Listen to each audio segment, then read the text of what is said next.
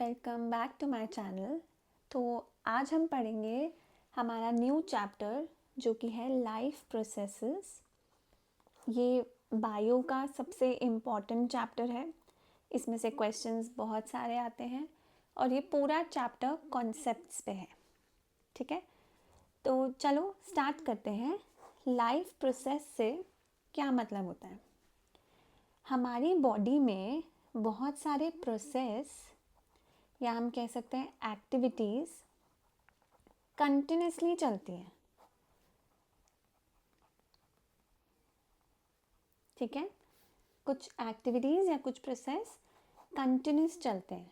ठीक है, और ये कंटिन्यूस प्रोसेसेस हमारे सर्वाइवल के लिए बहुत इम्पॉर्टेंट है।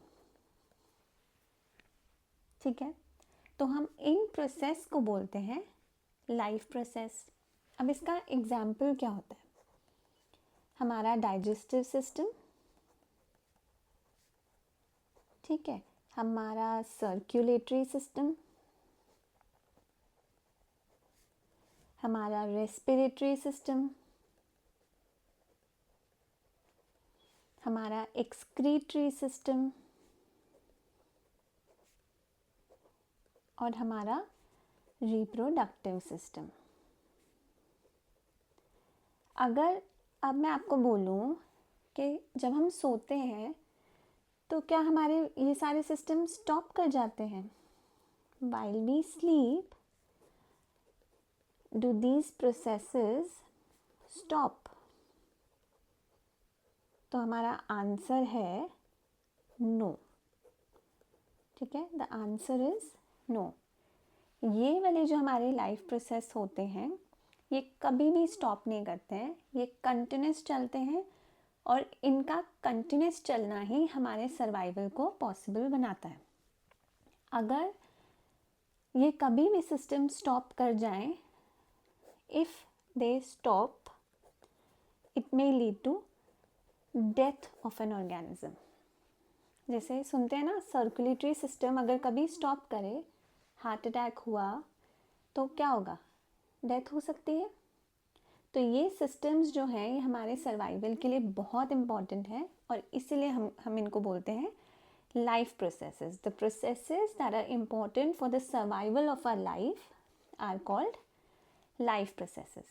And in this chapter we will be studying about these processes in details.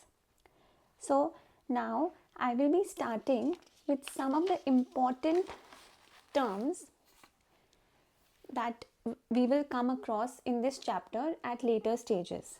Okay, now if I say that organisms, be it humans or plants,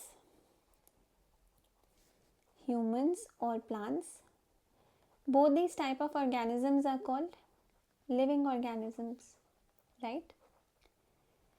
How can we differentiate between a living organism and a non-living organism? What is one of the most important criteria of differentiation? The most important criteria of differentiation is growth. ठीक है, all living organisms, they grow, but non-living organisms, they do not grow.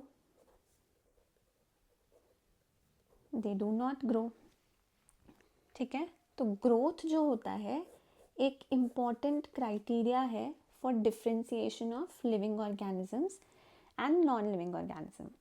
So now we are saying that humans and plants are living organisms. So do we see growth in both these type of organisms?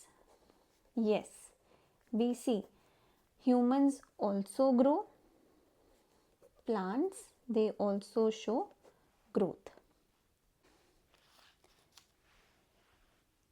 Now if I say what is the unit of life, the unit of life is the cell. ठीक है, it is the simplest unit It is the simplest unit from where life begins. ठीक है, जब birth होता है हमारा तब भी क्या होता है, फ्यूजन ऑफ एग्स होती है. और ये क्या है, ये सेल्स होते हैं जो फ्यूज़ करके मल्टी सेल्यूलर ऑर्गेनिज्म बनाते हैं, है ना. तो सेल्स ही वो चीज़ है जिससे हमारी लाइफ स्टार्ट होती है. तो ये यूनिट ऑफ लाइफ है. जब हमारे बहुत सारे सेल्स कंबाइन होते हैं तो क्या बनता है, टिश्यूज़. जब बहुत सारे टिश्यूज़ कंबाइन होते हैं तो क्या बनते हैं, हमारे ऑर्गन्स. और जब हमारे बहुत सारे ऑर्गन्स साथ में कंबाइन होते हैं तो वो बनाते हैं ऑर्गन सिस्टम. और ये ऑर्गन सिस्टम क्या बनाता है, एक पूरे ऑर्गेनिज्म को. ठीक है, ह्यूमंस का एग्जाम्पल लें अगर हम यहाँ पर, तो हमारे पास कौन कौन से ऑर्गन्स होते हैं, बहुत सारे ऑर्गन्स हैं. और जब हम इन ऑर्गन्स को कंबाइन करते हैं तो हमारे ऑर्गन सिस्टम बोलते हैं, जिसको हम बोल रहे हैं digestive system, respiratory system, excretory system, circulatory system और हमारा रिप्रोडक्टिव सिस्टम. तो इन सारे सिस्टम्स का बेसिक यूनिट क्या हुआ, सेल. तो life begins at cell and it leads to the formation of an entire multicellular organism or in our case human beings.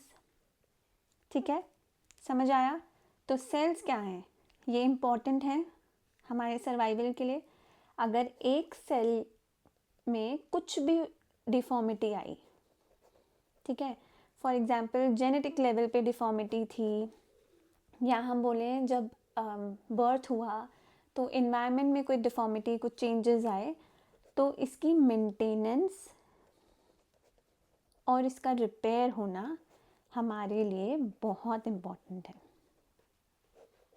ठीक है, अगर हमारे सेल्स सब नॉर्मल हैं तभी हमारे टिश्यूज़ नॉर्मल होंगे.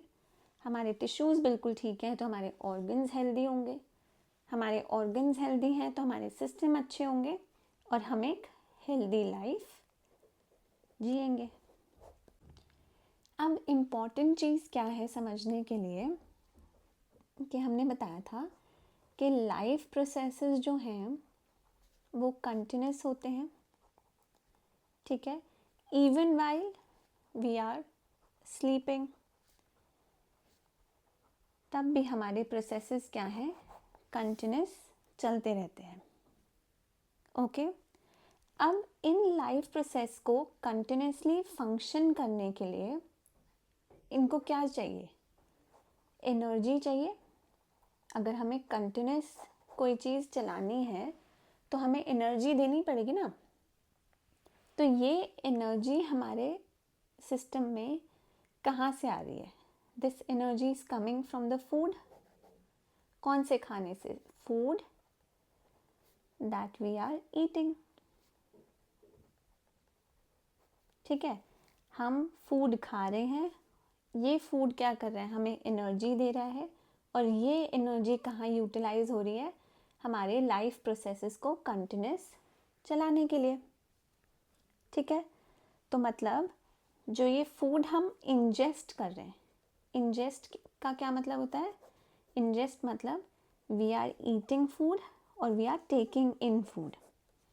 ठीक है, हम जो ये फूड खा रहे हैं, हमारा फूड क्या है, बहुत ज़्यादा कॉम्प्लेक्स है. मतलब हम उसमें रोटी भी खा रहे हैं, दाल भी खा रहे हैं, सब्ज़ी भी खा रहे हैं, चावल भी खा रहे हैं. तो ये सारी चीज़ें क्या हैं, बहुत कॉम्प्लेक्स है. अब हमारी बॉडी क्या इस फूड को एज इट इज़ अब्जॉर्ब कर सकती है,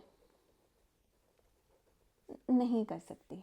हमारी बॉडी इस कॉम्प्लेक्स को पहले सिंपल सब्सटेंसेस में ब्रेक डाउन करेगी. ठीक है, और फिर इसका यूटिलाइजेशन करेगी. यूटिलाइजेशन मतलब इसको एनर्जी में ब्रेक डाउन करेगी और इस एनर्जी को हम वापस से कहाँ यूज़ करेंगे, अपने लाइफ प्रोसेस की कंटिन्यूस फंक्शनिंग में। समझ आया? तो मतलब हमें जो भी एनर्जी मिल रही है अपने लाइफ प्रोसेस को कंटिन्यूस चलाने में हमें उसे यूज़ करना है।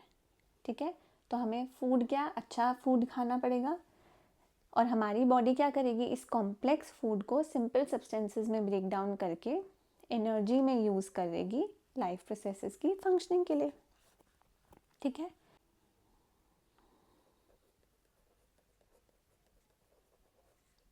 अब मैंने यहाँ पर एक टर्म लिखा है न्यूट्रिशन। ठीक है, न्यूट्रिशन का क्या मतलब होता है? Nutrition is the process of obtaining food. ठीक है, जब हम फूड को ऑब्टेन कर रहे हैं हम उसको क्या बोलते हैं? न्यूट्रिशन। ठीक है, अब हमारे पास जो हमारा न्यूट्रिशन है वो 2 टाइप का होता है। ठीक है, nutrition is of 2 types. First होता है हमारा autotrophic mode of nutrition. Second होता है हमारा हेट्रोट्रोफिक मोड ऑफ न्यूट्रिशन। ठीक है, ऑटो से समझ में आ रहा है? ऑटो मतलब सेल्फ। तो ऑटोट्रॉफिक ऑर्गेनिजम्स वो ऑर्गेनिजम्स होते हैं जो अपना फूड प्रिपेयर करते हैं ऑन देयर ओन। ठीक है, ऐसे ऑर्गेनिजम्स जो अपना खाना खुद से प्रिपेयर करते हैं उनको हम बोलते हैं autotrophic organisms and they follow autotrophic mode of nutrition. Example क्या होता है हमारा? हम डेली देखते हैं ये चीज़, प्लांट्स क्या करते हैं? अपना खाना खुद बनाते हैं। ठीक है, लेकिन हेट्रोट्रोफिक न्यूट्रिशन इससे बिल्कुल उल्टा होता है। Heterotrophic organisms they can not prepare their own food. They can't prepare their own food. तो अब ये अपना खाना खुद नहीं बना सकते, तो ये क्या करते हैं? ये डिपेंड करते हैं अदर ऑर्गेनिजम्स पे।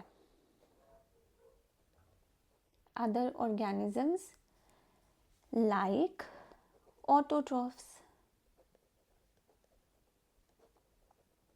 ठीक है, heterotrophs they can't prepare their own food, so they depend on other organisms for food.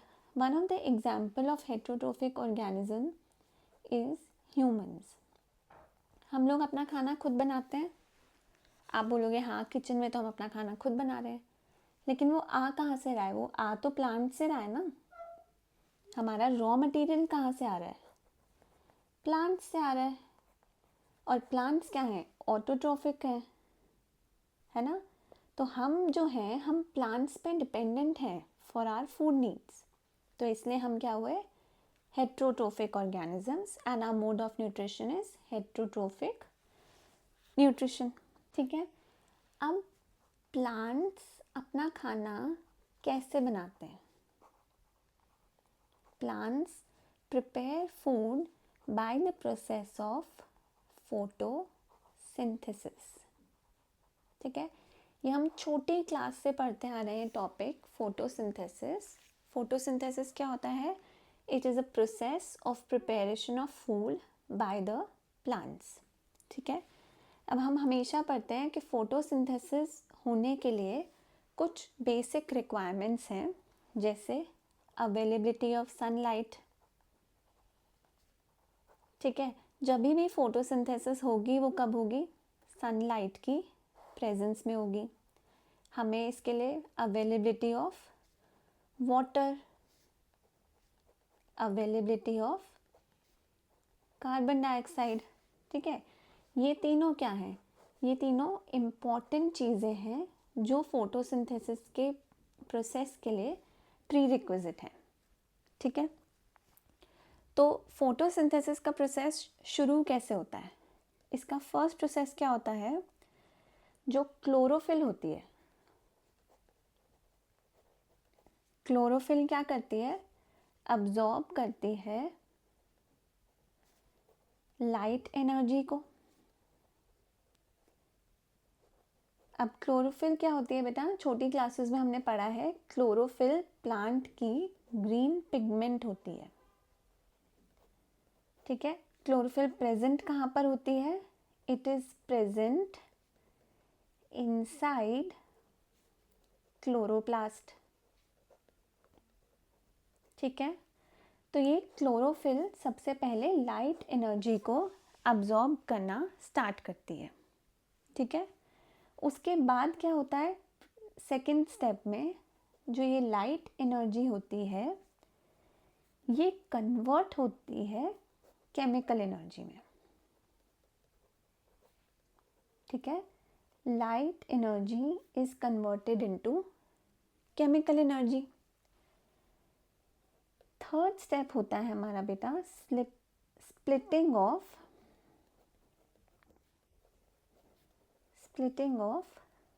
Water in hydrogen and oxygen. ठीक है, यहाँ पे 2 molecules of hydrogen and 1 oxygen split हो जाता है। ठीक है, इसके बाद हमारा लास्ट स्टेप होता है reduction of CO2, that is carbon dioxide, to carbohydrates। और प्लांट्स के केस में कार्बोहाइड्रेट कौन सा फॉर्म होता है, ग्लूकोज। ये सब हम छोटी क्लासेस में पढ़ चुके हैं, है ना। तो हमने अभी जो प्रोसेस लिखा पूरा फोटोसिंथेसिस का, उसको हम स्टेटमेंट फॉर्म में लिख सकते हैं। 6 CO2 plus 12 molecules of water in presence of sunlight and chlorophyll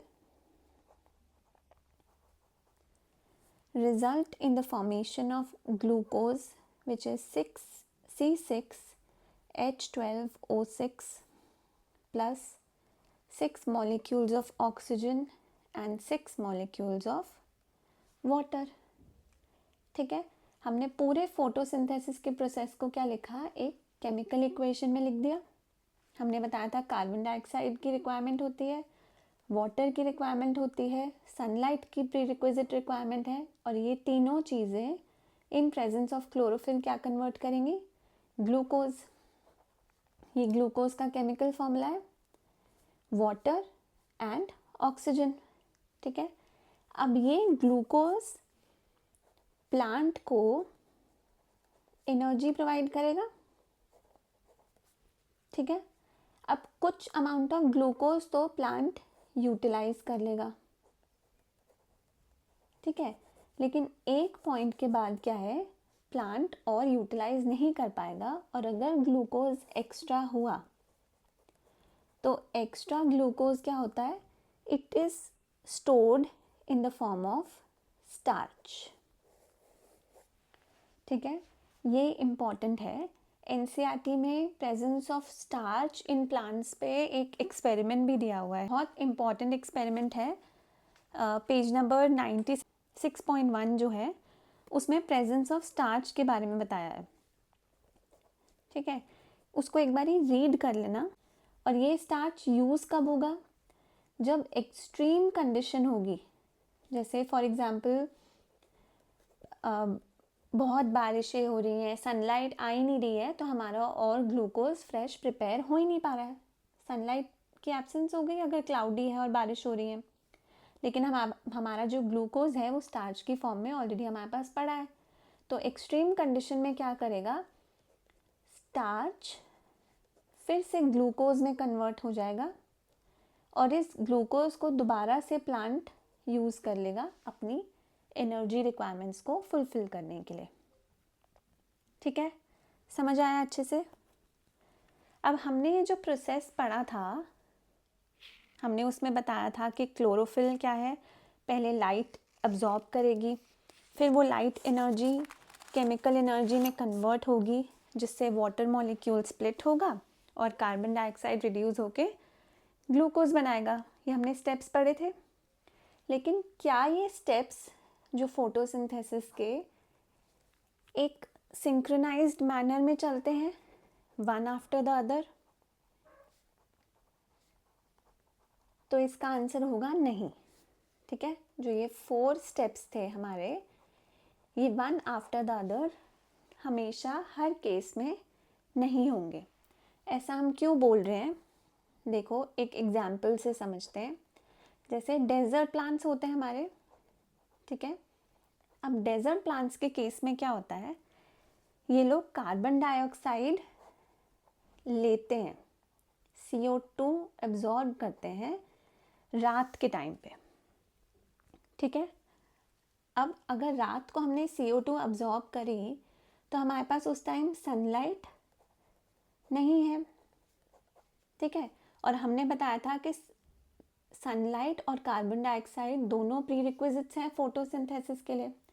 तो जब सनलाइट नहीं है और कार्बन डाइऑक्साइड है तो मतलब फोटोसिंथेसिस तो कंटिन्यू नहीं हो पाएगी ना। तो ये वाले प्लांट्स फोटोसिंथेसिस, डेजर्ट प्लांट्स रात के टाइम पे फोटोसिंथेसिस नहीं कर सकते। तो ये क्या करते हैं, कार्बन डाइऑक्साइड रात में अब्जॉर्ब करते हैं और एक इंटरमीडिएट कंपाउंड बना लेते हैं। ठीक है, ये intermediate compound next day morning में इन प्रेजेंस ऑफ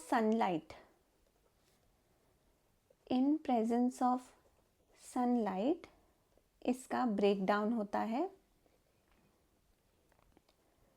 और ये उस टाइम पे ग्लूकोज बनाता है और तब प्लांट इसको अपनी एनर्जी रिक्वायरमेंट्स फुलफिल करने के लिए यूज़ करता है और एक्स्ट्रा कैसे in the form of starch store कर लेता है। ठीक है, तो हमने इससे क्या सीखा कि जो स्टेप्स है, जो 4 स्टेप्स हमने पीछे पढ़े थे फोटोसिंथेसिस के बारे में, वो ज़रूरी नहीं है एक के बाद एक सीक्वेंस में हो।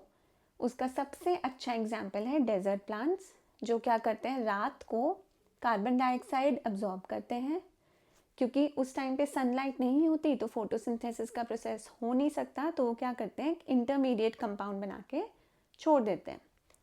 जब नेक्स्ट मॉर्निंग में सनलाइट आती है तो ये इंटरमीडिएट कंपाउंड का ब्रेक डाउन होता है और ये ग्लूकोज बन जाता है। अब प्लांट इस ग्लूकोज को यूज़ कर लेता है एज एनर्जी। जितना उसको रिक्वायरमेंट होता है एनर्जी का उतना यूज़ हो जाएगा और जो एक्स्ट्रा होता है वो स्टार्च की फॉर्म में प्लांट स्टोर कर लेता है। ठीक है बच्चों, ये था हमारा ऑटोट्रोफिक मोड ऑफ न्यूट्रिशन। ठीक है, अब हम बात करेंगे हेट्रोट्रोफिक मोड ऑफ न्यूट्रिशन की। हेट्रोट्रोफिक मोड ऑफ न्यूट्रिशन में बेटा क्या होता है, हमने बताया था कि यहाँ पर ऑर्गेनिजम्स अपना खाना खुद से नहीं बना पाते। ठीक है, तो ये डिपेंड करते हैं ऑन अदर ऑर्गेनिजम्स। ठीक है, तो अब इसमें जो हम पढ़ेंगे ना, हम ये पढ़ेंगे कि जब हमारे पास खाना आता है, ठीक है, तो हम उसका ब्रेक डाउन करते कैसे हैं। ठीक, इसमें पहला हमारी क्या कैटेगरी होती है, कुछ ऐसे ऑर्गेनिजम्स हैं जो फूड मटेरियल को बॉडी के बाहर ही उसका ब्रेक डाउन स्टार्ट कर देते हैं। ठीक है, आउटसाइड बॉडी ब्रेक डाउन करना शुरू कर देते हैं और फिर इसको बॉडी के अंदर लेकर आते हैं, इनसाइड लाते हैं और फिर इसको अब्जॉर्ब करते हैं।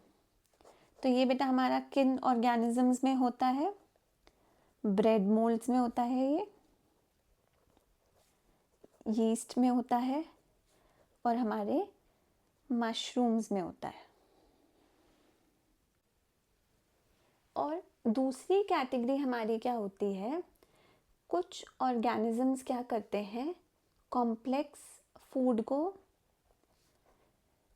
अपनी बॉडी के अंदर ले आते हैं। ये हो गया इनसाइड बॉडी आ गया, complex food is now inside our body, और इनसाइड बॉडी ही इसका ब्रेक डाउन करते हैं इनटू सिंपलर सब्सटेंसेस, और फिर ये सिंपल सब्सटेंसेस हमारी बॉडी क्या करती है, एब्जॉर्ब कर लेती है।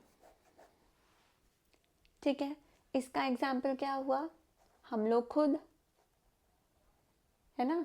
ह्यूमन बींग्स क्या करते हैं, ह्यूमन बींग्स कॉम्प्लेक्स फूड सब कुछ खा लेते हैं, फिर उसको बॉडी के अंदर लेके जाके हमारा ब्रेक डाउन करता है हमारा डाइजेस्टिव सिस्टम, और फिर हम इसको सिंपल सब्सटेंसेस में अब्जॉर्ब करते हैं और हम एनर्जी यूटिलाइज करते हैं।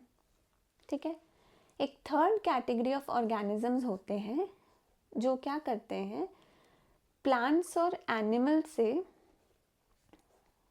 न्यूट्रिशन लेते हैं विदाउट किलिंग देम। ठीक है, उनको मारते नहीं है लेकिन उनसे न्यूट्रिशन ले लेते हैं, उनको हम क्या बोलते हैं, पैरासाइट्स। ठीक है, पैरासाइट्स क्या करते हैं, प्लांट और एनिमल से न्यूट्रिशन लेंगे विदाउट किलिंग देम। तो इसका एग्जाम्पल होता है हमारा ticks, lice, leeches and tapeworm. ठीक है, तो हमारे 3 टाइप्स ऑफ ऑर्गेनिजम्स हमें अपने क्लियर हैं। अब जो ये इनटेक ऑफ फूड है और ब्रेक डाउन ऑफ फूड है, ये किस पे डिपेंड करता है, ये ऑर्गेनिज्म टू ऑर्गेनिज्म डिपेंड करता है। ठीक है, ये भी फिक्स नहीं है, जैसे फोटोसिंथेसिस का प्रोसेस फिक्स सीक्वेंस में नहीं होता, वैसे ही हर ऑर्गेनिज्म अपना फूड अलग तरीके से लेते हैं, उसको ब्रेक डाउन अलग तरीके से करते हैं। ठीक है, अब हम एक एग्जाम्पल के साथ समझेंगे। जो यूनिसेलुलर ऑर्गेनिज्म है हमारा, हमने यहाँ पे यूनिसेलुलर ऑर्गेनिज्म कौन सा लिया है, अमीबा। ठीक है, अमीबा अपना फूड कैसे अक्वायर करता है और उसको कैसे डाइजेस्ट करता है। ठीक है, यूनिसेलुलर ऑर्गेनिज्म हमारा है अमीबा, वो अपना फूड कैसे अक्वायर करेगा, उसको कैसे डाइजेस्ट करेगा, हम इसके बारे में यहाँ पे समझेंगे। ठीक है, तो पहले बनाते हैं डायग्राम। अमीबा के बारे में हमने छोटी क्लासेस में पढ़ा है कि अमीबा एक शेपलेस ऑर्गेनिज्म होता है जिसमें फिंगर लाइक प्रोजेक्शंस होते हैं, जिसको हम बोलते हैं pseudopodia, PSEUDOPODIA। Pseudopodia are finger-like projections। इनका दूसरा नाम होता है बेटा फॉल्स फीट। ठीक है, फॉल्स फीट हम क्यों बोलते हैं, क्योंकि अमीबा की एक प्रॉपर्टी होती है कि वो अपनी शेप को बार बार चेंज कर सकता है। तो जैसे ही वो अपनी शेप चेंज करेगा, उसके फिंगर लाइक प्रोजेक्शंस की भी शेप चेंज हो जाएगी। तो ये टेम्पररी फिंगर्स होती हैं। ठीक है, दीज आर टेम्पररी फिंगर्स, इसलिए हम इसको बोलते हैं फॉल्स फीट। ठीक है, ये इसकी सीडोपोडिया हो गई, और सेंटर में प्लेस्ड होता है हमारा न्यूक्लियस। ठीक है, अब हम इसका sequence of mode of nutrition एक डायग्राम से समझेंगे। स्टार्ट करते हैं। ये है हमारा अमीबा, यहाँ पर हमारा है न्यूक्लियस। ठीक है, अब हमने अमीबा के पास हमारा आया क्या, एक फूड पार्टिकल। ये क्या है हमारा फूड पार्टिकल।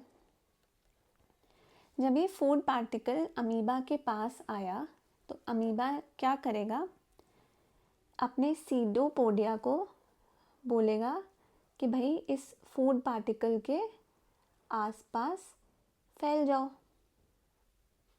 ठीक है, इसने अपना सीडोपोडिया एक्सटेंड किया और फूड पार्टिकल को it starts to surround the food particle, उसके आसपास उसको पकड़ लेगा।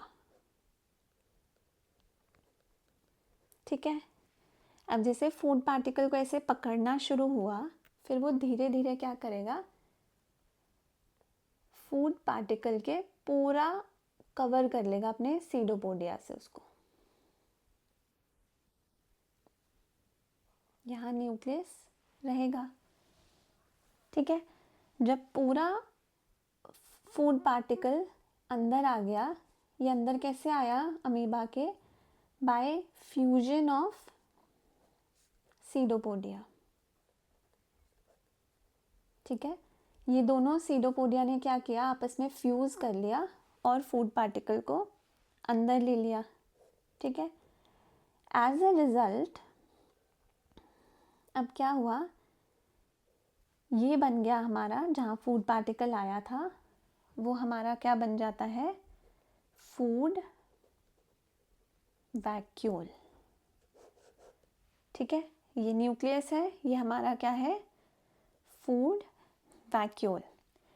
इनसाइड द फूड वैक्यूल, जब इसके अंदर फूड पार्टिकल आया, this food is then broken down, ठीक है, broken down into simple substances. इसको सिंपल सब्सटेंसेस में फूड वैक्यूल के अंदर ही इसका ब्रेक डाउन कर दिया जाता है।